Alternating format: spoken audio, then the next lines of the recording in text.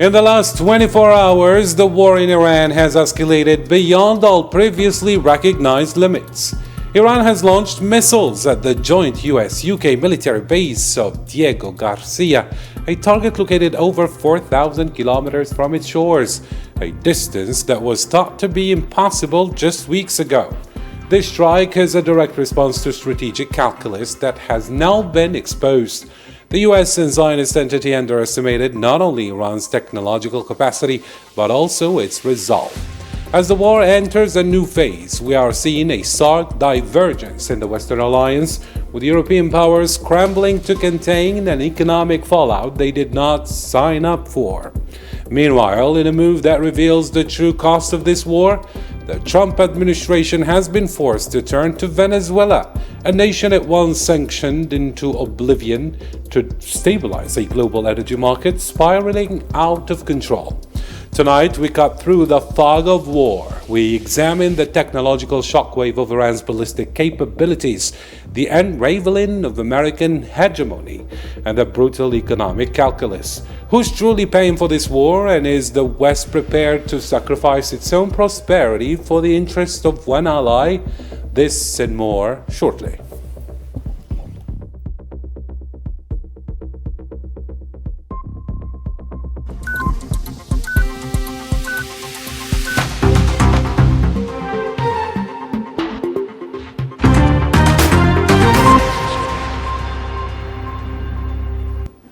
Good evening and thank you for joining us. We are live with an 80-minute special coverage of a war that is no longer a crisis but has become a world-altering event. Let's follow the summary compiled to us by our own Yassine Rikti, and then we come back for the discussion. Tensions are sharply escalating in the Middle East as another wave of overnight strikes pushes the conflict into a more dangerous phase. The Zionist entity hit Tehran again and also struck Hezbollah sites in Beirut, while reports from Iran pointed to civilian casualties in residential areas. Iran has also retaliated with missile fire that reached the joint UK-US base at Diego Garcia in the Indian Ocean, but the missiles missed. The Navy of IRGC pounded the facilities of the two El Minhad and Ali Salam air bases, the hangars and the fuel depots of the American Zionist aircraft with a massive volume of ballistic missiles and suicide drones.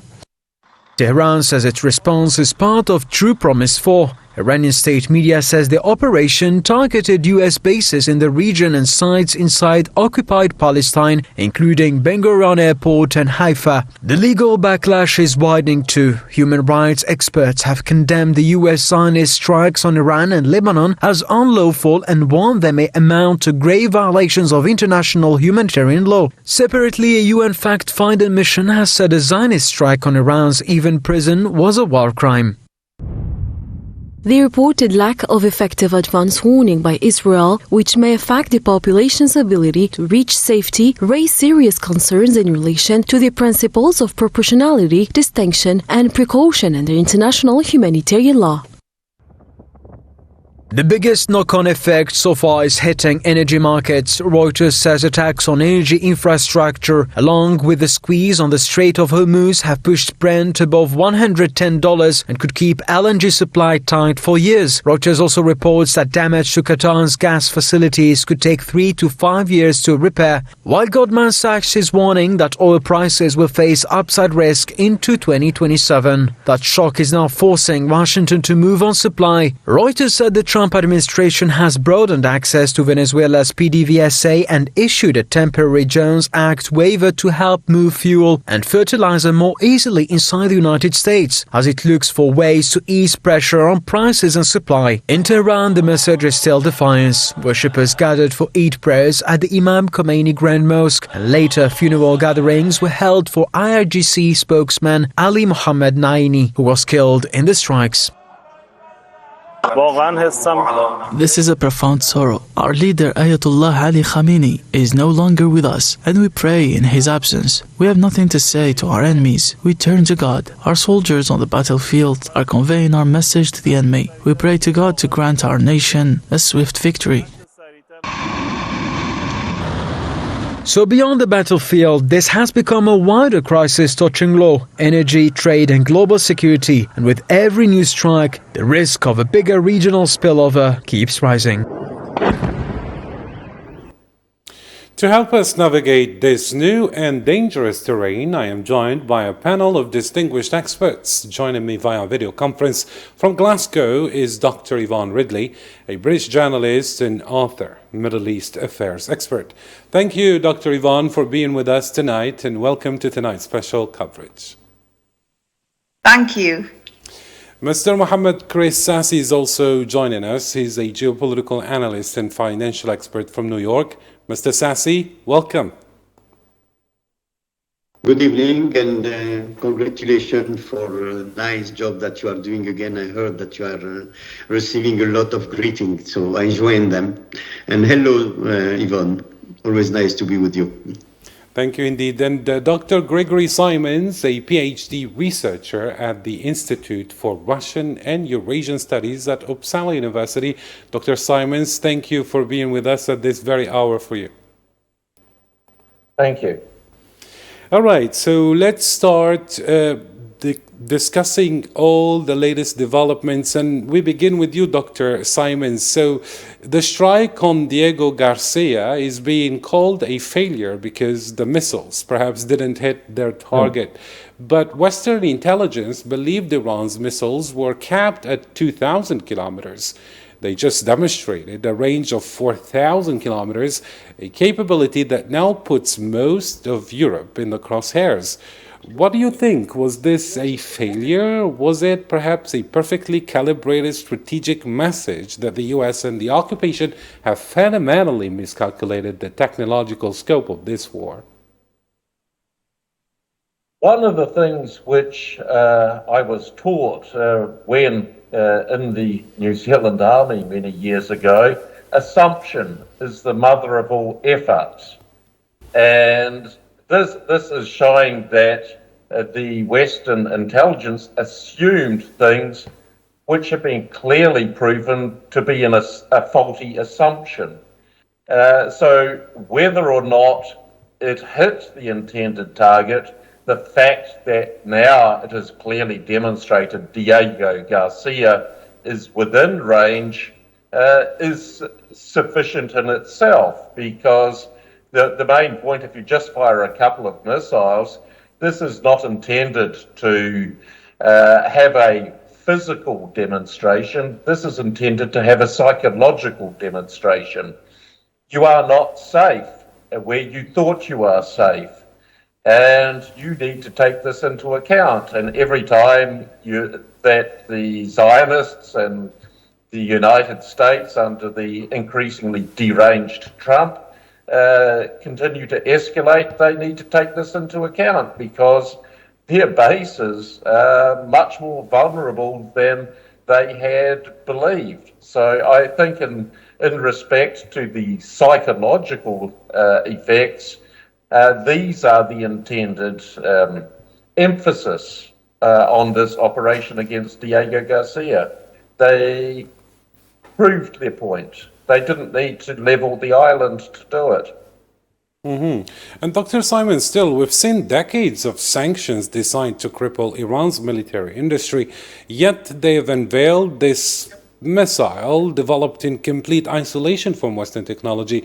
Doesn't this achievement perhaps prove that the strategy of maximum pressure has not only failed, but has actually forged a self-sufficient military-industrial complex that is now exporting its advanced capabilities? Absolutely. Like many things the arrogant West does these days, it's counterproductive. You're getting led by some very, should we put it diplomatically, cognitively challenged people. They really do not know what they're doing, because they've worked on this basis, an arrogant assumption that they are ahead of anyone else and everyone else, and they can dictate who develops what and when. And this is why 500 years of Western dominance is now coming to an end, because of these arrogant assumptions and this wielding of what they thought was power and influence that cannot be resisted. It cannot succeed without the blessing of the West. This has just been proven to be another faulty assumption. And of course, this has not only backfired against Iran, it's also backfired against China with the chips, it's backfired against Russia with the various sanctions. So, I mean, these people are really not the sharpest knives in the drawer, because it's just been proven time and time again. Their arrogant assumptions are creating this counteraction, because at the end of the day, a target of this Western aggression, either they choose to accept that aggression or they choose to resist it. And if you have any dignity and self-respect and wish to remain a subject rather than become the object of international relations, you resist it. And this is increasingly becoming so. And I think after this Iran war has settled, I think it will encourage other countries of the global south to do the same. Mm-hmm. And Dr. Yvonne Ridley, the UK government is now in rather a difficult position. Iran targeted Diego Garcia before the UK actually authorized the US to use it for strikes. Now, is the UK's hesitation a sign that European powers are realizing they are being dragged into a war for Zionist interest that directly threatens their own territorial security now? And how long before London or Paris becomes the new Diego Garcia? Well, it certainly has focused the minds of the powers that be in Westminster after Iran fired the intermediate ballistic missiles at Britain's Diego Garcia. It means that Iran may soon have the capability of striking virtually every European capital city and Britain. But Iran is making a simple demand. It's saying, stop aiding American aggression immediately and we'll stop targeting you. My understanding was that the attack on Diego Garcia came after, but I may be wrong, but my understanding was that the attack came after Sir Keir Starmer, the British Prime Minister, had offered the Americans the use of British bases from which to conduct their war. This, I think, is a big mistake, because America is not following the rule book, and it is going against international law, which must surely expose Britain to complicity in breaking international laws by saying to the Americans, yes, you can use our bases. So I'm not quite sure whether the missile came before or after Keir Starmer's offer, but the fact that he has made the offer has now put a target on all of us in the UK. I'm particularly concerned because, as you pointed out, I'm from Glasgow, that's where I'm based. And just down the road, there is Britain's nuclear deterrent, Trident. And it's based in Scotland. And we in Scotland feel as though we have a target on our back, because if this missile can hit Diego Garcia, then it can also hit Faslane in Scotland, which is the nuclear base for Britain. The Scottish people have never wanted it. They are pushing for independence, and one of the things that they've said is, as soon as we get independence, the nukes can go, because we feel as though it makes Scotland vulnerable. And that feeling will have increased today with the news that Iran was able to reach Diego Garcia. And of course, on the nuclear subject, we've also heard that Iran has indeed hit Dimona, which is the Israeli nuclear facility where there are 90 nuclear warheads. Of course, Israel won't even admit that it has nuclear weapons at the Dimona complex. So quite how they're going to react to this news, I'm not sure. But the whole element of a nuclear war is now raising its head. And, you know, this is because of Donald Trump, a man who is showing all the signs of insanity. And just less than an hour ago, he was back on Twitter and he said that the US has blown Iran off the map, which is absolute nonsense. In fact, there are those of us watching this war who believe that Iran is standing up to America and that the war is not going the way that Trump has said it's going. And yet, as I say, just a few minutes ago, he said that America had blown Iran off the map, which is ridiculous. And he said the leadership has gone, the Navy and the Air Force are dead, and that they have absolutely no defense. And he said they want to make a deal. I don't. Well, it's the exact opposite. If we listen to some White House insiders, he's trying to make contact with Iran on an almost hourly basis because he wants to talk. But the Iranians are not interested in anything he has to say because he's proven himself to be completely untrustworthy. You know, when this war started, let's remind your viewers, the war started over 3 weeks ago. And the day that it started, the Iranians had been sitting down negotiating peace talks with America when the Ayatollah Khomeini was assassinated.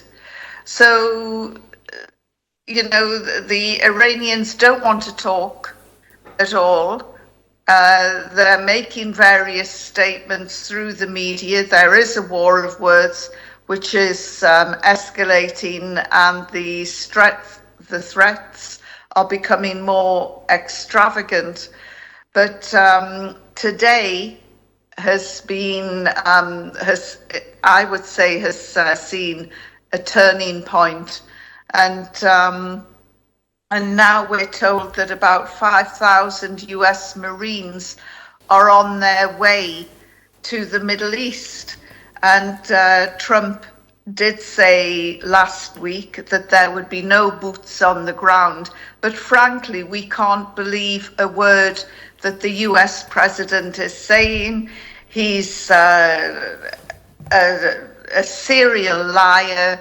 And it looks as though now the US empire is sending its young people to die for a war that Israel started and lost.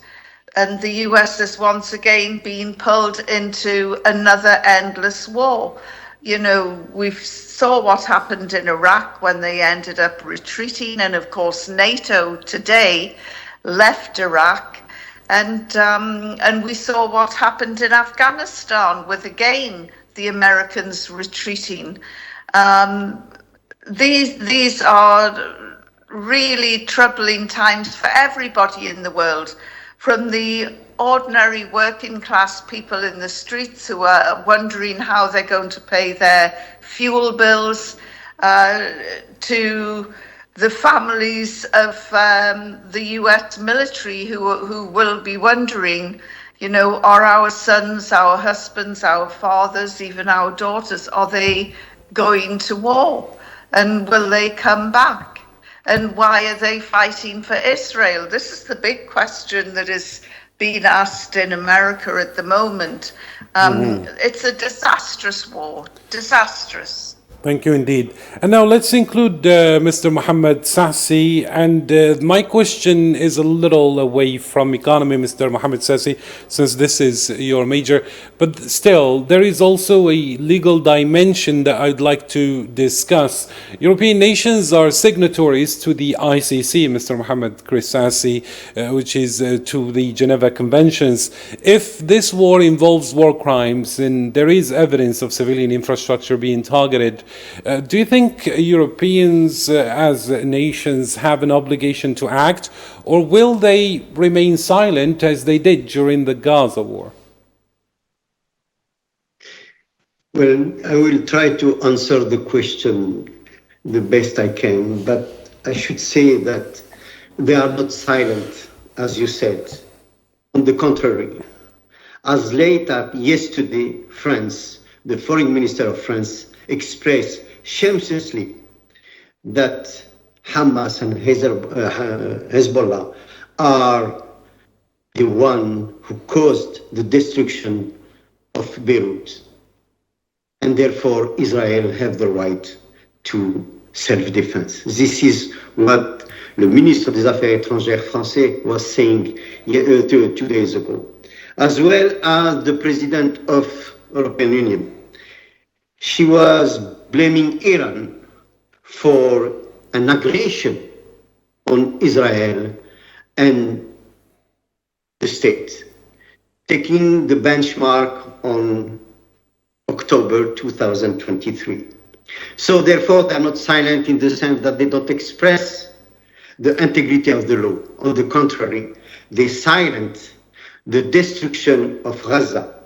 They silent the 80,000 people that died Gaza, and then the thousands of people that have been displaced, and the numbers, I think, is about 1,500 in Iran. So therefore, they are not silent the way I know that you express it, but they enhance their lies, blaming Iran.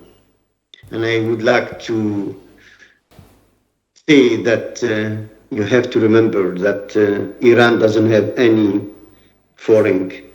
any border frontier with Israel, neither with America. So therefore, I would like to go back to history. If you look at France and Germany, the one that are supporting today Israel, France were the one who did the Veldiv during World War II, where they gathered the Jews all together and they sent them to death in Auschwitz.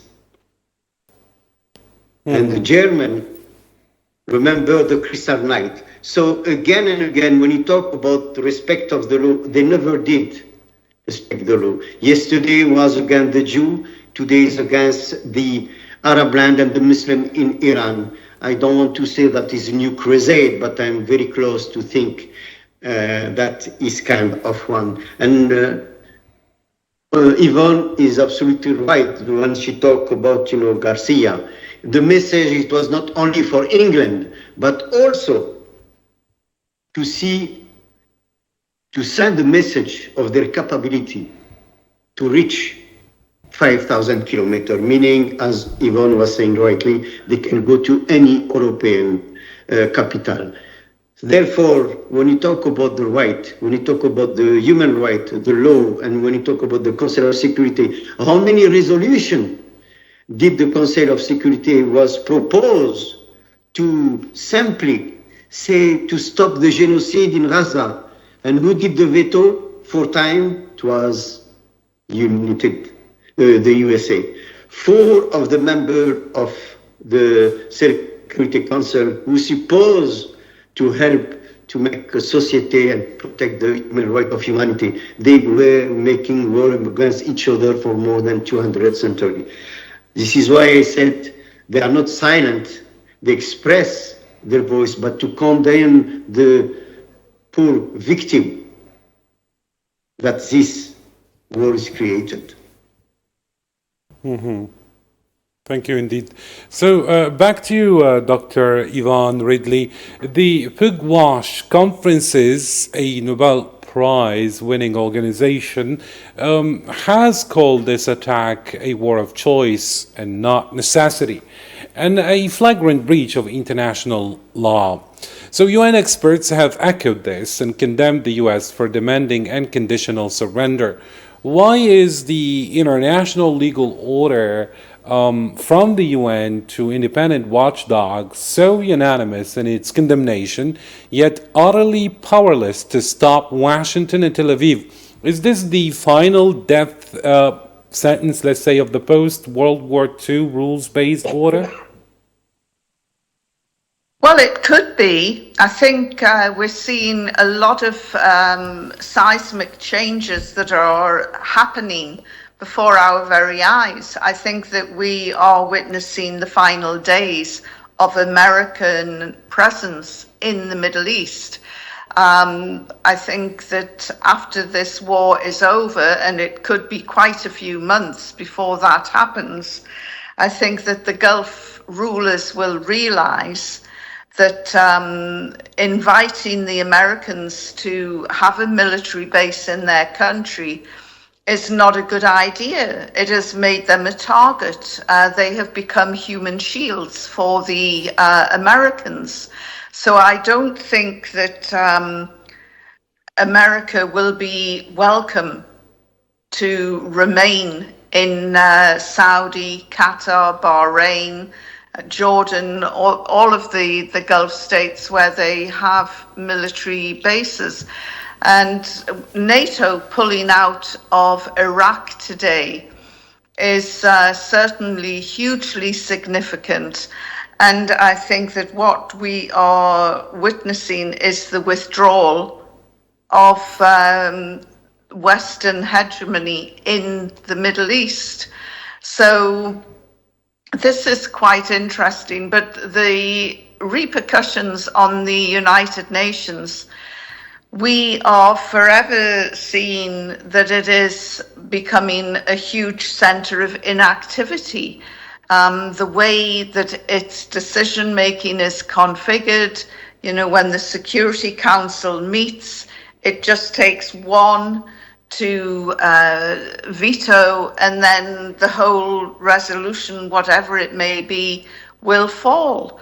And of course, America will rarely agree with anything that Russia proposes or China proposes. So there's this constant bottleneck in the United Nations. And unless something serious happens, then the United Nations is a toothless organization. Look, at the end of the day, we are at the mercy of a US president who is insane. He changes his mind several times a day. He comes out with crazy stuff. Journalists around him are too afraid to challenge him, because if they do, they'll be thrown out of the White House West Wing. And, you look at the moment at the typical Trump playbook, and he makes promises, and if he doesn't get his own way, he then threatens and goes on the might is right school, and then he escalates, and then he causes chaos. Then he stands back while the US taxpayer and their soldiers have to carry the burden. A few days ago, it was suspected that Netanyahu had been killed in a missile attack. And one cynic, Riley, observed, if Netanyahu is dead, who is going to run America? The president of Israel, or the prime minister of Israel, has huge influence over Donald Trump. And he has been, long before Donald Trump was president, he was pushing and goading and calling Iran a threat to everyone's security, to world security. It had nuclear weapons. And of course, Netanyahu is also a liar, and he never comes up with any proof of his accusations. But he has the ear of the current US president, and it's not playing well with the American people back home on the domestic front. Only 7% said that they would approve of a boots on the ground situation. And it now looks as though Trump, on a whim, has sent out nearly 5,000 US Marines. And if that isn't a sign that he intends a land war, then I don't know what is, unless it's more of his posturing and gesturing. Thank you indeed. And Dr. Simon, we're seeing a clear fracture in the Western alliance. The ECB's Christine Lagarde warns the war is having material impact on inflation, a concern that pits European economic stability directly against US war aims. Meanwhile, Donald Trump is reportedly calling NATO allies cowards for not doing more. So if this special relationship on the verge, let's say this special relationship on the verge of collapse between Europeans, NATO and USA? I mean, special relationship, it's always been about do as I say, not as I do. So the US has always had this asymmetric relationship with its European vassals and lackeys. And the problem for the European vassals and lackeys, and their actions, or maybe more so inactions, have consequences. And these consequences are big. I mean, coming to some of the things that Yvonne said, I agree with her 100%. But for example, some clarifications. I mean, the attack on Dimona occurred after the Israeli attack on Natanz, which is the Iranian nuclear site. So they are reciprocating. And I mean, this idea that Trump is not mentally well, I fully agree. I mean, there are some people saying he's like Hitler, towards the end where he's hiding in the bunker, hiding from reality. But perhaps I would more put it like, and this is where the so-called special relationship with Europe comes in, if Europe is the colony of the United States, I mean, this is like going back to when the United States was a British colony under King George. I mean, King George was a nutter, and the consequences of his actions, you saw what happened, a fundamental change. And so perhaps I would see it in this light. And I mean, just the comments he made sitting next to the Japanese Prime Minister. Well, Japanese are sneaky. You didn't tell me about Pearl Harbor. I mean, him personally.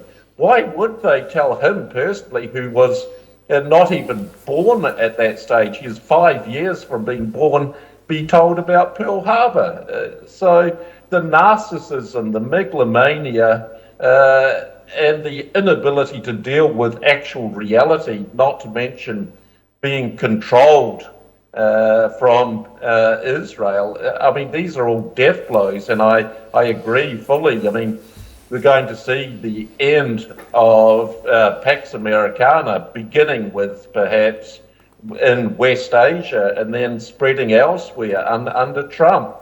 And I mean, the problem with the Europeans at the moment, as your other speaker said, I mean, they are complicit. I mean, they're criticizing Iran for defending itself, not criticizing Israel and the United States for launching this illegal sneak attack, for a second time. And I mean, you just, the whole degeneracy and this whole Orwellian existence that these fools are caught up in, that they cannot sort of understand the consequences of their stupid and self-destructive actions. So let me include Mr. Mohammed Chris Sassi. Mr. Mohammed Chris Sassi, in a move that perhaps exposes the desperation of the situation, the Trump administration is now buying oil from Venezuela, a country tried to strangle with sanctions, a country it led a military operation against to restore democracy. Now, how do we interpret this, Mr. Mohammed Sassi? Again and again is to show you the strategy of the Trump, which is a no strategy. He went to Venezuela to restore democracy on the false, of course, excuse. The real excuse is what? Is to get over the oil reserve of Venezuela. He did it, it took a few days, a few commando, and he take the president of Venezuela, put it in jail in America. But what he did, now he's negotiating with the vice president of the man they did arrested to falsely pretending to restore democracy, which is not the case, obviously. And now he tried to do the same thing with Iran. Why? Because if you add the reserve of oil of Venezuela and you add Iran, you have 1/3 of the oil reserve of the world. Unfortunately for him, all the world is seeing that, like Yvonne was saying, he's absolutely, I think, crazy in thinking that he was going to be successful within few days. What he did, in fact, he was in a submission to the Israeli warmonger Netanyahu. Why? I don't know, because I am sure that in his entourage, few generals will told him, I'm sure of that, that Iran is the size of Europe. Iran is 95 million people, and now Iran is showing to the world that they are not just some kind of country like Venezuela or the south of Lebanon or Yemen or Iraq. Now Iran shows to the world that America look only at their own interest. The attack of Venezuela was stage number 1 for this crazy dream of Mr. Trump, who wants to be the gatekeeper of the world. He wants to be the gendarme of the world, but he's like an emperor without clothes. Yvonne was demonstrating brilliantly that he's a liar. He doesn't know the heck he's doing. But now, why, I don't understand why he get this submission to the will of Netanyahu. Only thing I can say, that part of all this demonstration and craziness of Trump, he was trying to make forget the Epstein file that can cost him the presidency. And probably the ex-Mossad agent that was Epstein give them some goods to blackmail him. But this is again the complotist scenario, but he is some line of thought there. Again, if I come back to the oil reserve and the Detroit of Hormuz, contrary to all the narratives that you are hearing from left and right, Detroit of Hormuz still let pass through most of the cargo, except the one that attacking, of course, the Iran, the American and all the associate of the American. But you have China, you have Russia, you have some European country. We talked the other day about Spain and Italy, that now they have the free passage not free. I mean, they have to pay for it, but they go and do their supplying of oil. Japan now, she was there with him trumpeting that she's going to be with America and she's going to do everything. She's not going to do anything. The constitution, the Japanese constitution doesn't allow Japan to do war. And who did that? It was after Pearl Harbor. I don't go back to history, but just to illustrate again and again all this false narrative and narrative of this lie of Trump to be the master of the world. But in fact, he's the puppet of Israel. If you take the last letter of Kent, he is in his letter, and he's an officer, and he was how to say it, the security, the director of the security. What did he say? He said, now when I go to my office, I cannot do anything without the presence of an Israeli from the Secret Service of Israel. That's where we are today. And when you ask me the question about the oil, yes, Venezuela combined with Iran is 1/3, I reiterate, of the reserve of the world, and he was trying to do something about it. Unfortunately, now we know that everybody is suffering. I know we can talk about, Lagarde, the president, Christine Lagarde of the ECB, that she was saying that now we are going to feel the economic impact in Europe, and the inflation, the base usually is about 2.6 to 3%. Now it's going to be 3.5 to 4.5. depending of how long the supply distribution is going to persist. And Christine Lagarde raised the red flag, and she was speaking last Thursday at the governing council, and she was saying that the interest rates are in change, but we have to have a significant certainty to have a good economy. If you don't have a good economy, if you don't have all this credential to do the trade war, is going to be chaotic and maybe is going to explode. And when you have a global trade war, you know what's coming after that. Is maybe the third war. Yes, maybe I'm Perfect, Mr. Mohammed Christas. We can elaborate on this a little later, but then I would like to include Dr. Simons regarding this pivot or this move. How do you see it, Dr. Simons? Do you think this is a brilliant geopolitical pivot on the part of USA?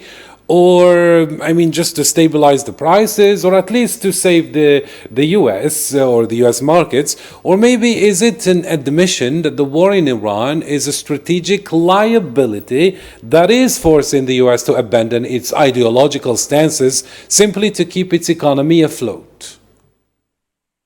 Okay, well, one can see that this whole oil business, it's all part of this so-called US plan for geoeconomic dominance. I mean, starting with Venezuela, moving, because a lot of people forget this. After Venezuela, they went after Nigerian oil under the false pretense of defending Christians in Nigeria before going to Iran. This is not a geopolitical pivot. It's not some kind of strategic understanding of strategic liability.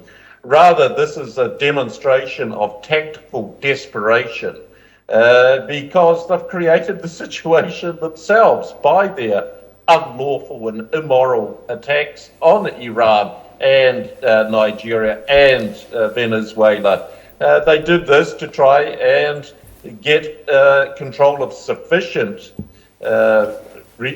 energy resources so they can squeeze countries like China. And this is not only an admission of failure and a strategic liability, but they really have nowhere else to go. I mean, it doesn't mean that they will try to go back to it if they see that perhaps they can get some kind of victory out of this, because, I mean, you just listen to the Trump administration. It's like listening to some kind of messianic cult. They just mouth the same thing, and anyone who differs gets sent out. Any media who disagree they get threatened to have their broadcasting licenses cancelled. And so, I mean, it just goes on. And I think Besant, I mean, that guy is not very intelligent at all. And you can definitely see he's desperate. And his desperation is palpable because, I mean, he's starting to contradict himself. He's, how do they call it? Peace through strength garbage. There's Orwellian slogans which the Trump administration loves so much. I mean, what is peace through strength? I mean, it's meaningless. What kind of strength are we talking about? The fact that they're talking about unsanctioning Iranian oil, but then pretending, for example, that, well, we will let Iran sell oil on the international markets, but they have no access to it. I mean, you're no longer calling the shots. The fact that you're talking about this shows just how little power you have to coerce the world. And they're just doubling down on stupid. And so therefore, I mean, this is going to go much further yet. And Israel and its flagrant disregard and its violations, for example, attacking Iranian energy infrastructure, which incurs a direct and proportionate response to other energy infrastructure in West Asia. And Trump says, well, I forbid it. How many times does he say, I forbid it, yet his master, Netanyahu, if Netanyahu is still alive, says no. And they just go ahead and attack energy infrastructure. So the US is not only desperate, but they, in some regards, they seem like they are having this, what the Russians would call a Potemkin village, this facade which they appear to have control, but in reality there is no control. So this is desperate tactics without any strategy. Mm-hmm. Thank you indeed. And let me include Mr. Dimitri Debo, a legal consultant and lawyer from Versailles Bar. Mr. Dimitri Debo, thank you indeed for agreeing to be with us. And my question regarding the legal status of this entire operation, how do you see it yourself from a legal perspective? Hello, good evening, nice to meet you. Well, there are many issues that are triggered by what is happening now. The first one, of course, is about the legality of the US intervention. Since, according to me, this international intervention is just showing the real face of what the United States is and has been over the last 15 years, maybe. So this is one issue, of course. The other one, it's about international criminal law too, because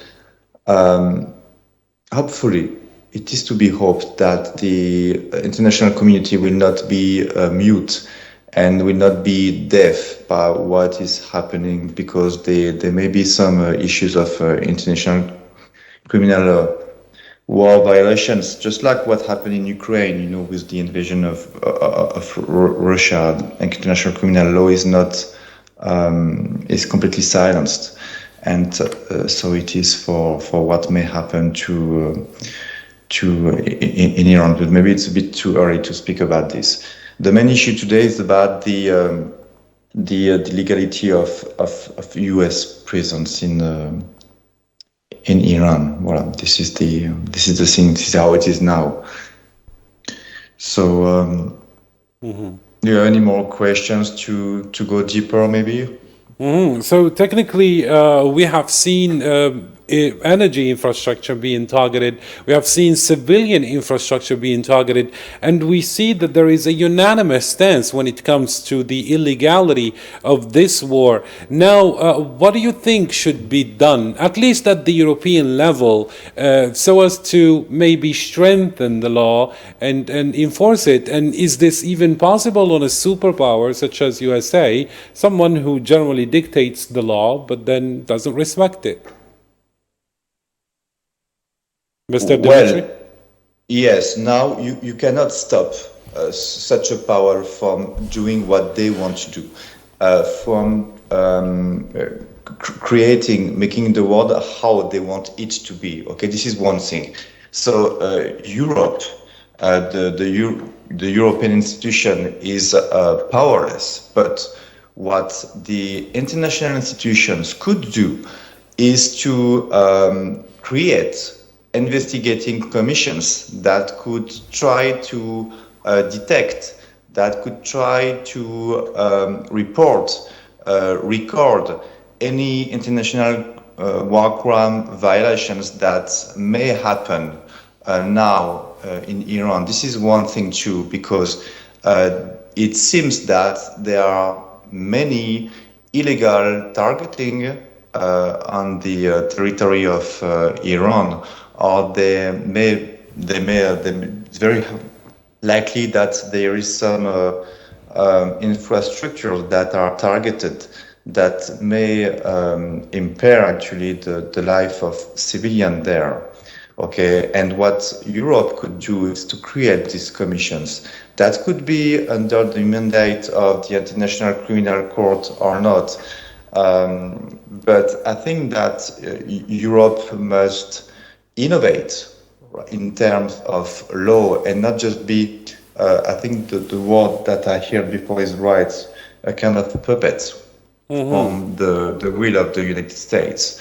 Okay, of course there is still this issue of as to whether such or such country is a state member of the ICC, of the International Criminal Court, or if there is some legality as to such or such country as to respect the law. But there is one big rule that applies to as many states as possible, which are the Geneva Conventions, right?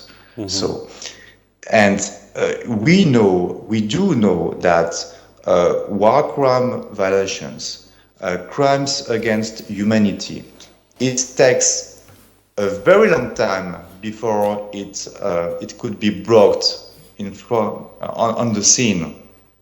So I think that it would be very courageous for some European countries or for Europe to say, okay, we're not in this war, but you want to go to the war alone, you United States, but you're going to respect the law how it is now, and you're going to respect what you did sign many, many years ago, right?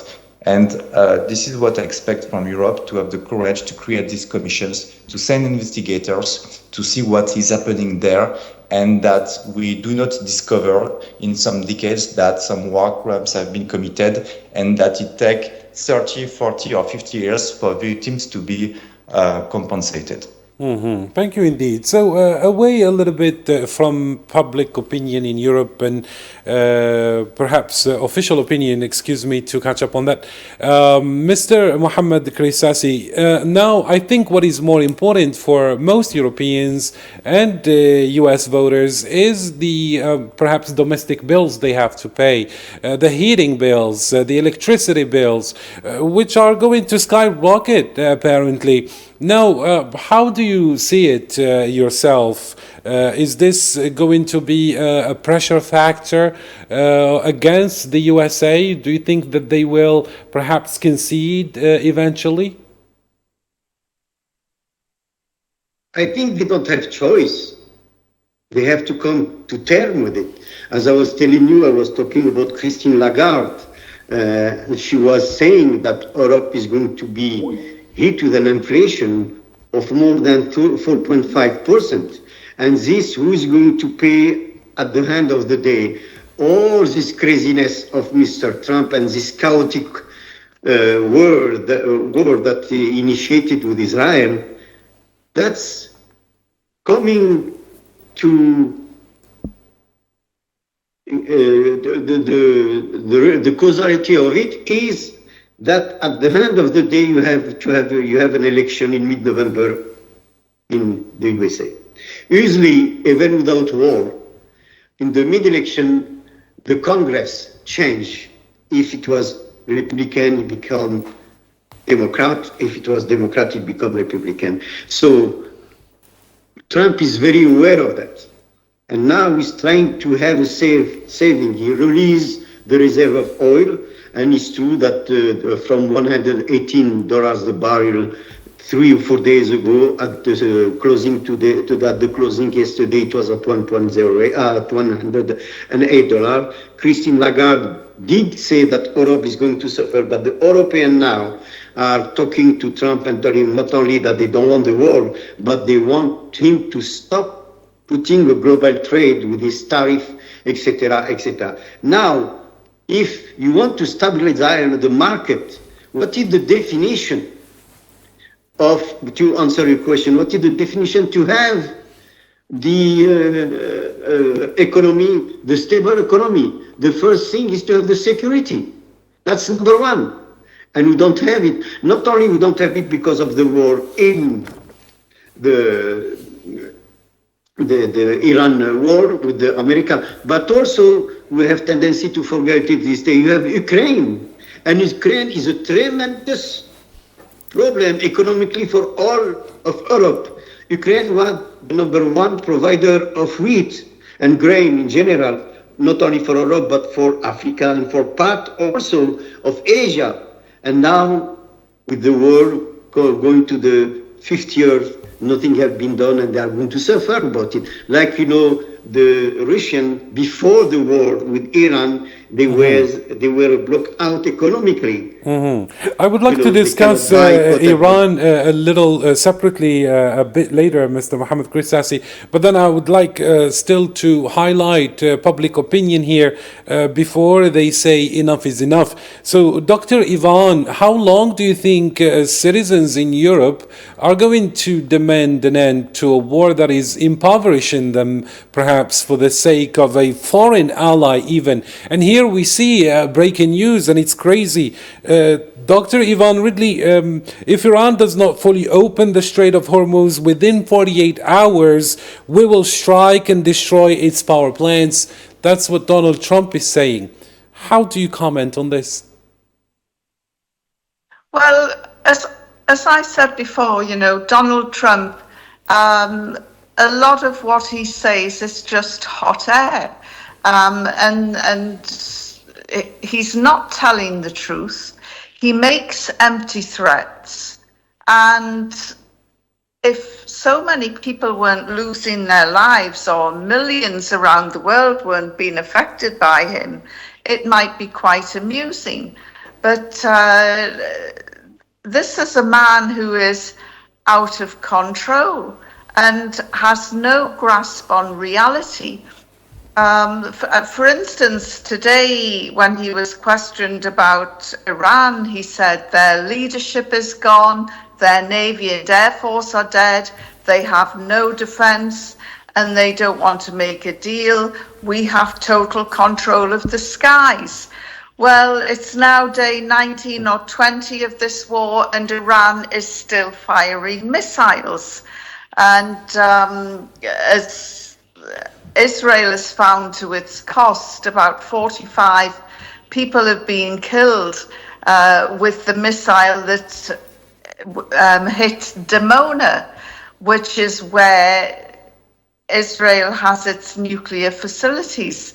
And Netanyahu, or a statement issued in Netanyahu's name, said that it's been a very bad day for Israel because of the Iranian ballistic missile attack, which has wounded so many people in the southern city of Arad.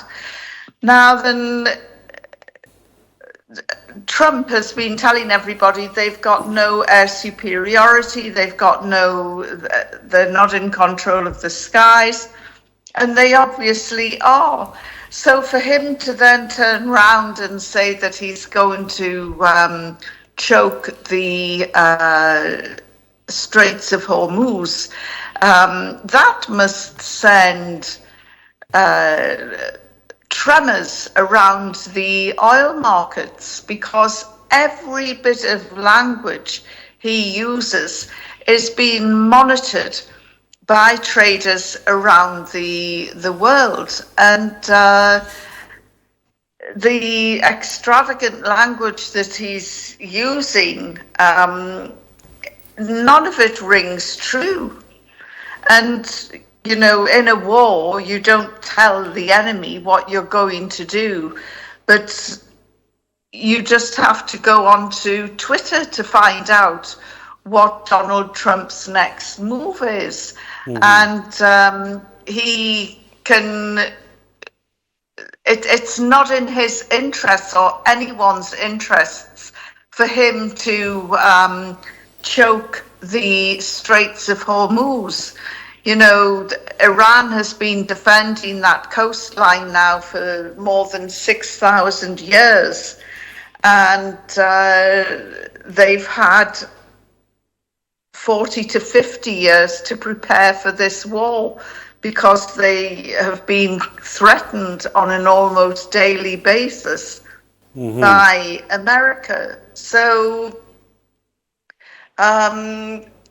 it's as I say, you know, there's a madman in charge in the White House, and nobody is prepared to call him out for his insanity and his ridiculous statements that he's making, and the blatant lies that he's making. He told a journalist today that his approval ratings are up 100%, which is just, again, insanity and so easy to disprove.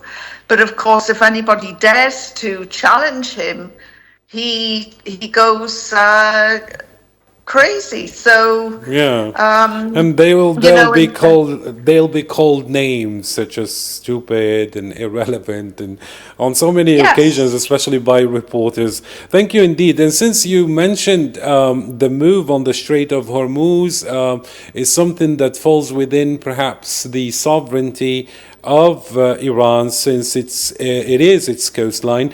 Let me get back to Dr. Dimitri Debour with this question. Now, we have seen during the latest developments that Iran imposed perhaps a payment in yuan, Chinese yuan, for the ships that want to cross that strait or pass through that ship. And now, we see Donald Trump making these threats that he would actually target power plants in Iran and also the energy infrastructure. Of course, what is the legal perspective of it, Dr. Dimitri Debour?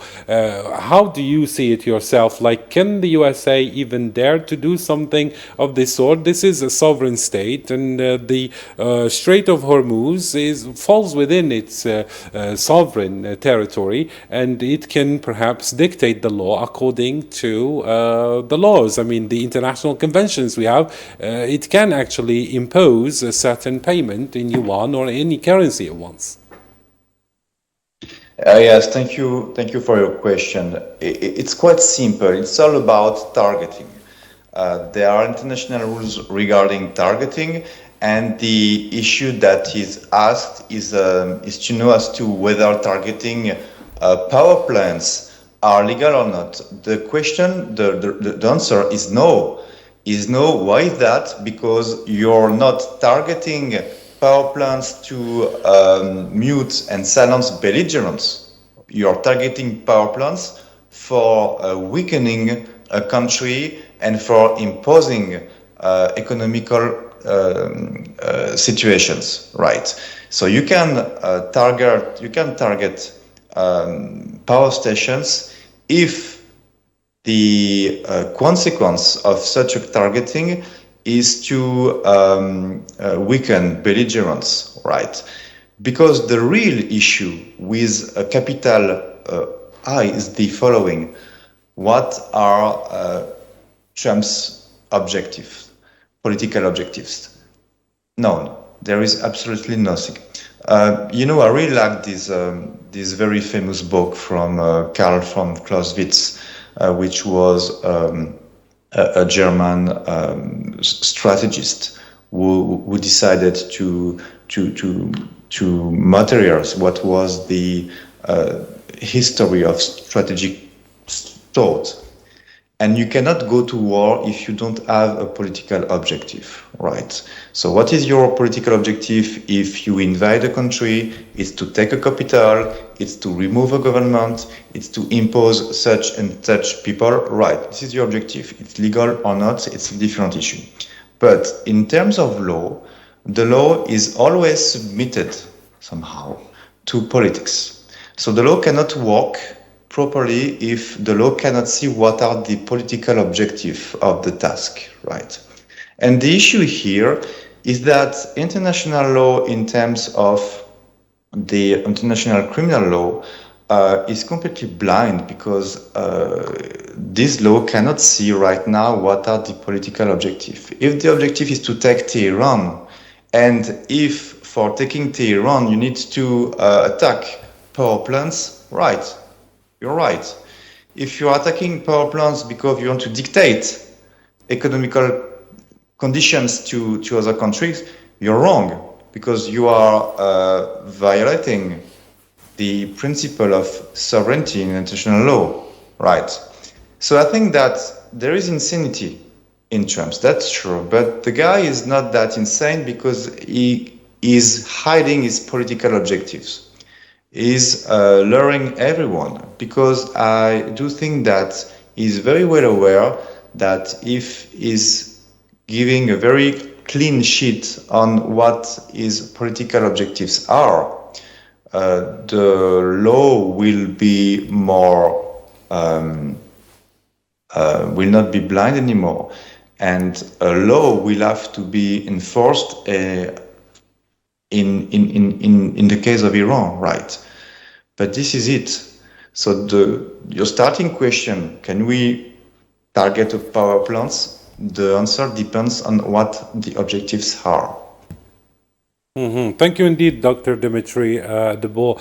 Now, let me include Dr. Simons. Dr. Simons, since Dr. Debout actually mentioned the fact that there should be at least political objectives if you want to launch an operation, and the political objectives of the US administration perhaps is something hidden, is not known. Now, whatever the objective, we are seeing reports of attacks on Qatar's LNG infrastructure, with repairs estimated to take up to 5 years, a direct hit on global energy supplies, that is. Now, this is happening while the US is pleading with Venezuela to pump more, as we discussed earlier. Doesn't this demonstrate perhaps that the US is fighting a war for the Zionist entity's security that is actively destroying the energy security of its own allies, like Europe and Japan, and I can go on and on. But then what point, or at what point, does this become an own goal of historic proportions? Well, it's already an own goal. I mean, this Trump Truth Social post, which you mentioned from about 50 minutes ago, so it was posted by this cretin while we've been on air, just shows the level of desperation. I mean, he's not acting, he is reacting to the disaster which is unfolding. And I mean, you get it. I mean, he's a generator of memes. I mean, you've got these, not only these memes which allude not so much to Clausewitz, but to Sun Tzu, and they call him Tan Fu, they refer to Trump. If the enemy does not know, if you do not know what you're doing, the enemy does not know what you're doing. So, I mean, this kind of summarizes the level of it. And, okay, so I mean, every time you catch Trump giving an impromptu presser or meeting the press like when he's on Air Force One. This just demonstrates, not to mention his caps lock infantile language on Truth Social, shows he's not a very intelligent person at all. He's going by gut feeling. I think he still thinks he's on The Apprentice, that nasty little game show where he projected himself as being the alpha, the one who's in charge and dictating everything. And that he not only wants to do that in West Asia, but as pointed out by the other speaker, he wants to do this globally. And this whole thing is unraveling by the minute. And we can see that because there is no strategy. He had some kinds of loose aims, such as regime change. That wasn't going to work.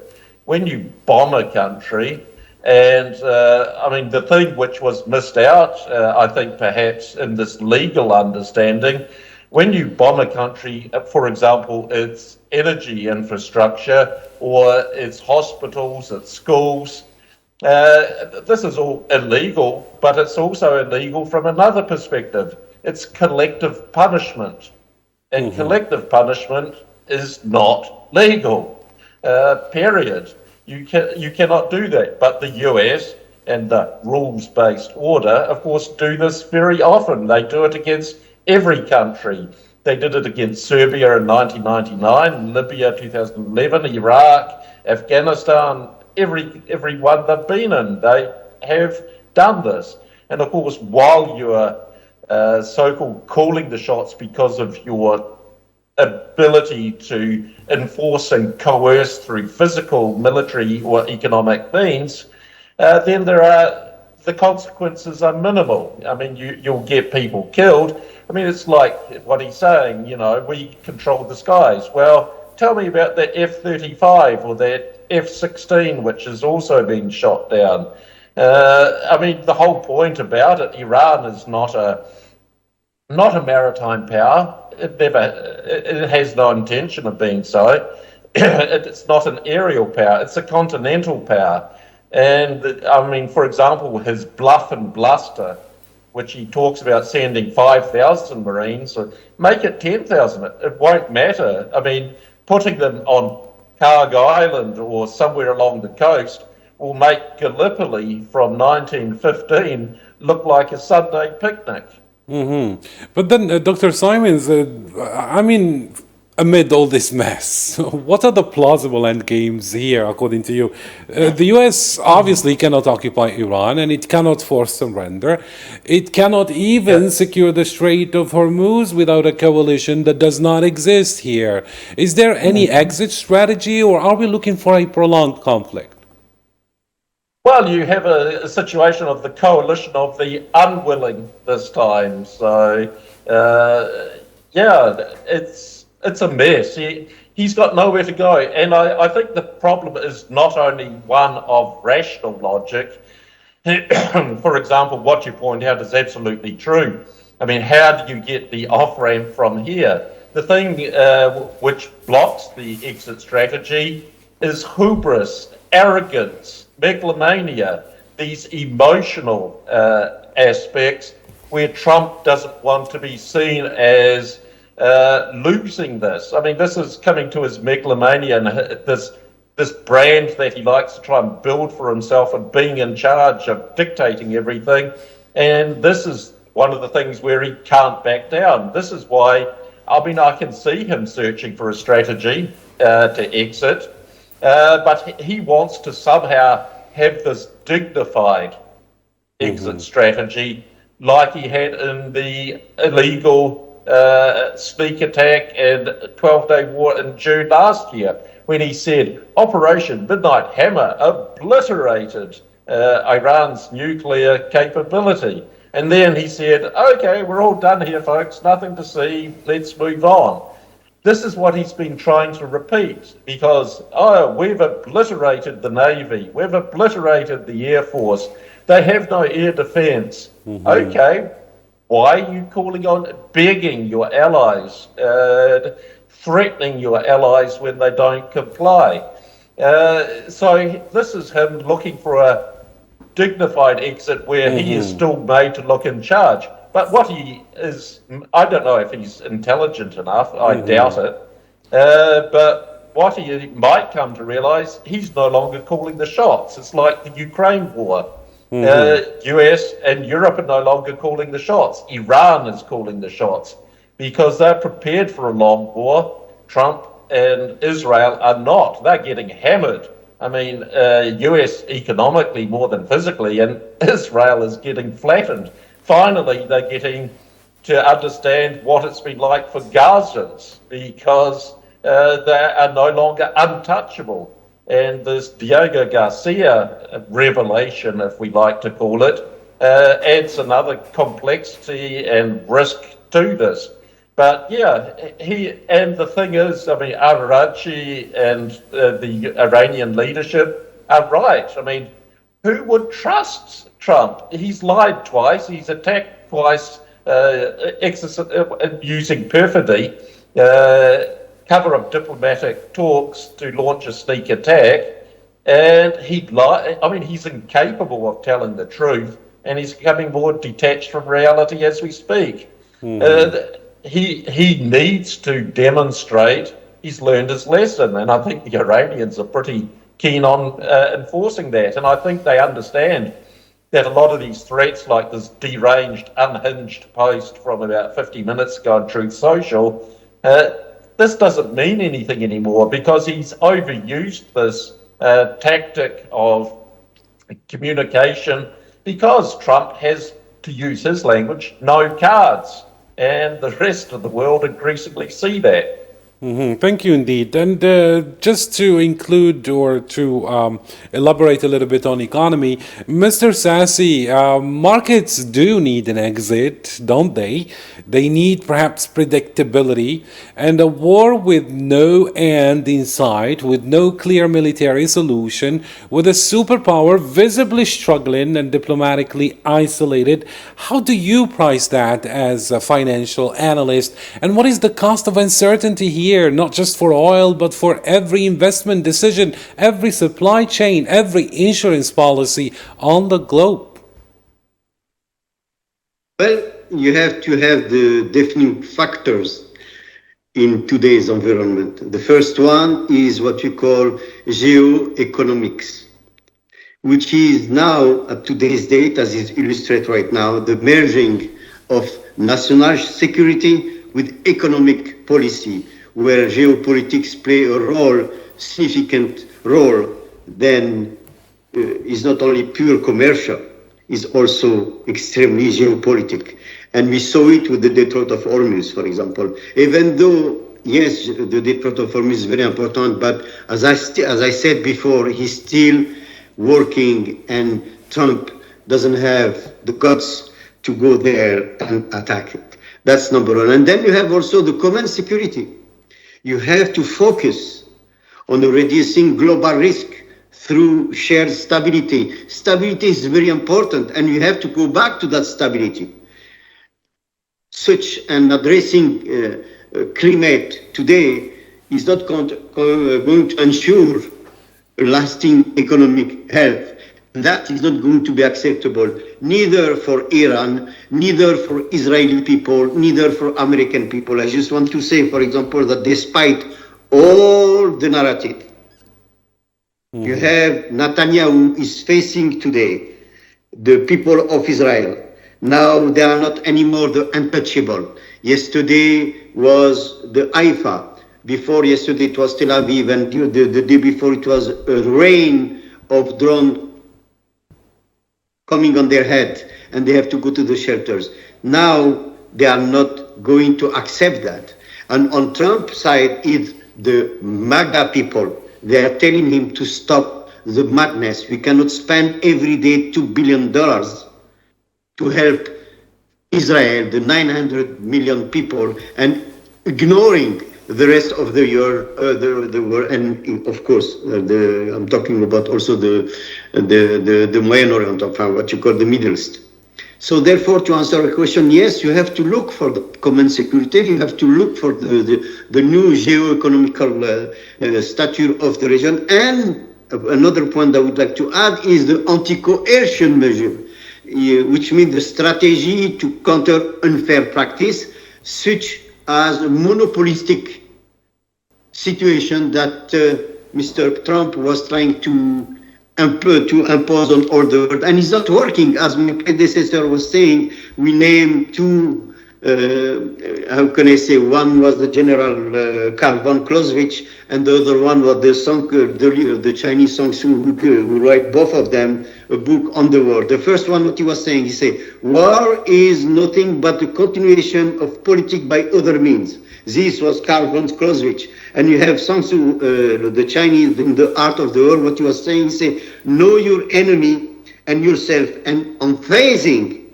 the importance of planning. Both these books are not being read by Trump, but both of them, they have the answer to what's going on today. You have to look for peace, and you have to have an importance of planning. And both of them, Trump is an idiot. He doesn't even, I think his vocabulary is not more than 200 words. They're always, but he's a king master in lying. But now it doesn't work. And if we want to have the security, I think maybe I'm over optimistic. The fall down of Netanyahu and Trump will come from the Israeli people and from the American, because they are not going to sustain to spend all this money when nothing is at the end of the day. As you said, the discussion at the kitchen table in America, where is our taxes going? Why you have to spend this instead of having the gas at $4 the gallon when it was $3, instead of having the barrel of oil was at $65 before this 21-day war. Now is at, today it closed at 108, but it's almost doubling. And this is not going to be sustainable for any Israeli, any American, any European. And I'm very sorry if I get over my time. Point clear. We're just actually running out of time, and I would like to give a final word to Dr. Yvonne Ridley and also for Dr. Dimitri Deboer, but in less than 2 minutes. Dr. Yvonne, the United States has not lost a major war since Vietnam, but it has not won one either. Iraq, Afghanistan, and now Iran. Is this a military failure, or is it a failure of strategy? It's a failure of strategy because there was no legality in the war in Iraq. It also could be argued the same case in the war in Afghanistan, which was in response to 9/11. And of course, there were no Afghans on board any of the hijacked airliners. So, yes, unfortunately, there never seems to be any strategic planning. Iran promises unprecedented retaliation if Kharg Island is attacked. One of the options open to Iran is in the Bab al-Mandeb Strait in the Red Sea, which is another strategic chokehold point. And with Kharg Island, there's limited military options. One is to destroy all of the oil facilities there, which will simply drive up oil prices past $200 a barrel. Or America could occupy the island, which means boots on the ground, and the American people do not want their children dying because of the ego of Trump, 79 years old, who is fighting and losing a war of words with each lie that he tells. But can I also remind everyone, there are 20,000 seamen who are stranded in about 2,000 ships that are caught up in the Straits of Hormuz, and their plight is often being overlooked as well. So there's lots of really ordinary people whose lives are being turned upside down by this egomaniac in the White House. And all the other world leaders are running for cover. They don't want to answer his calls because he'll bully them into giving more warships and more military commitment into yet another failed war. And, you're right about America. They haven't won a single war since World War II, and that was resolved by treaties. Thank you indeed. And final word for Dr. Dimitri Debow. What could be the legal exit here? What can Europeans do more, perhaps, to at least strengthen the rules-based order? Well, let me tell that time is the friend of law, and we do not know what kind of wars did the US win, but what is sure is that the United States, they haven't won any legal war. And the last legal war that they won was the first Gulf War, because it was under the approval of the United Nations, right? So what could be done now? Once again, I think that Europe must have a say. Europe is maybe military weak or not as powerful as the US, but they are a voice. Thank you indeed. And unfortunately, we have run out of time. And a big thank you goes to all my panel of experts, Dr. Yvonne Ridley, Mr. Mohammed Grisassi, Dr. Gregory Simons, and also Dr. Dimitri Debow for being with us tonight. Thank you all for your insights. And there you have it. We have seen the undeniable truth. The old rules no longer apply. Iran has shattered the technological ceiling, proving that a nation under 40 years of sanctions can achieve strategic parity with nuclear armed superpowers. The United States, in turn, has shattered its own ideological ceiling, turning to Venezuela to stave off an economic crisis of its own making. The international community, from the United Nations to the European Central Bank, is sending one clear message. That is, this war is illegal and it is expensive. The question that remains, however, is the one that will define the coming weeks. Thank you for tuning in, and until next time, have a good one.